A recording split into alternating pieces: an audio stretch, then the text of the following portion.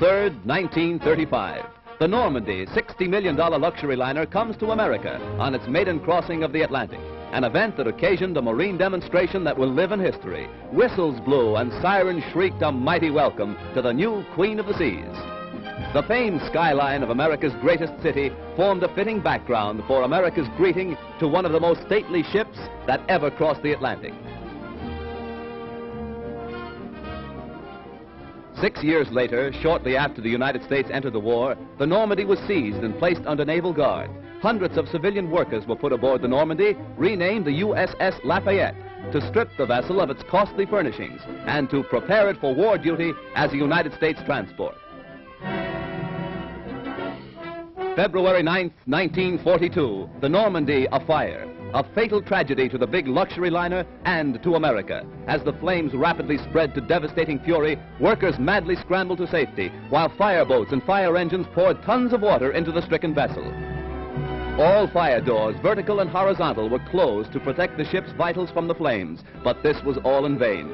Dense clouds of thick, acrid smoke billowed far out over Manhattan, casting a mucky pall over Midtown and downtown New York.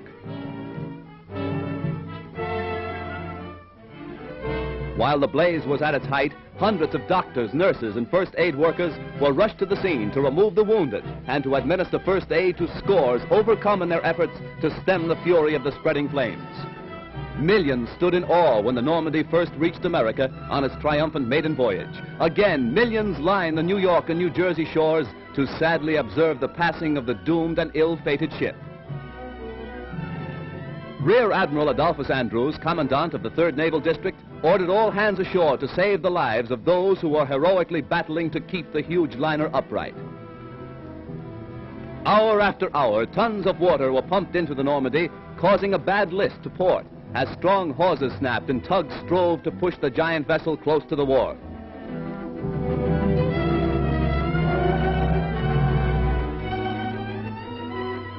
Then, during the night, the Normandie met its final doom, when, with a resounding crunch of ice and a belch of smoke, the 83,000-ton vessel dipped her flame-scarred superstructure into the surface of the Hudson River. Hundreds were injured when America lost its biggest naval auxiliary. Millions of dollars of damage has been done, and thousands of man-hours of labor have been nullified.